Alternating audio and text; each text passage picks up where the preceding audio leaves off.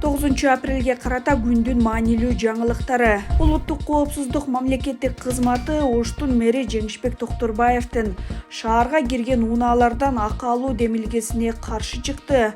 Атайын кызмат акы алына баштаса чыгымдар карапайым эл үчүн оор болуп калаарын айтып, баалардын кымбатташына алып келээрин билдирди.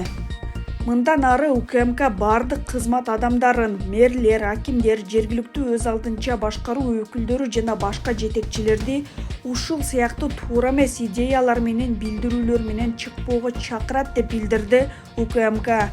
Ошондой эле атайын кызмат жетекчилерди жеке пиар компаниялар менен алек болбой тургундардын курч көйгөйлөрүн чечүүгө чакырды. Активист Төрөкулова менен Акын Ишенбековго ырайым берилди.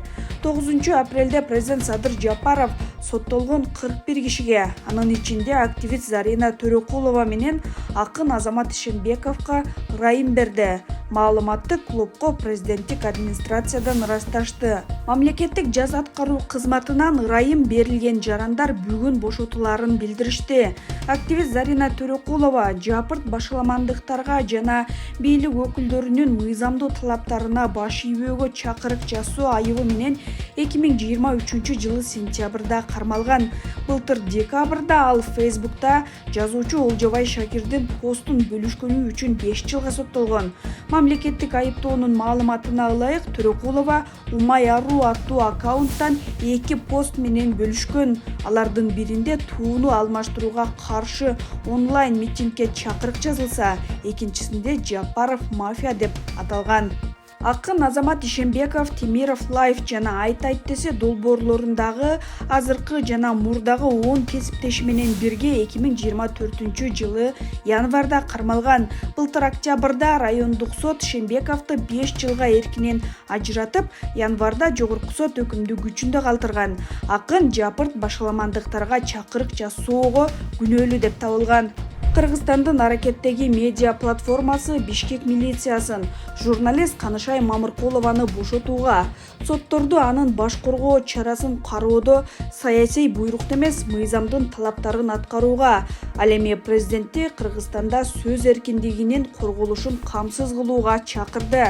Буга чейин милиция журналист Facebook баракчасы аркылуу кыргыз-тажик чек арасы боюнча бурмаланган маалымат таратканын билдирген. Бирок платформанын өкүлдөрү Мамыркулованын постунда кылмыштын курамы жок экенин белгилеп жатышат. Биз ишти козгоого негиз болгон билдирүүлөрдү кылдаттык менен карап чыктык.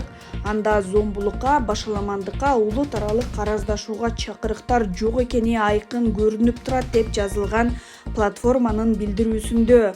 Уюмдан Мамыркулова маанилүү маселелер боюнча жарандык пикирин билдиргенин жана Конституция боюнча буга толук укуктуу болгонун белгилешти. Оштун борбордук базары 20 апрелде жаңы курулган базарга көчүрүлө баштайт. Бул тууралуу мэриядан билдиришти.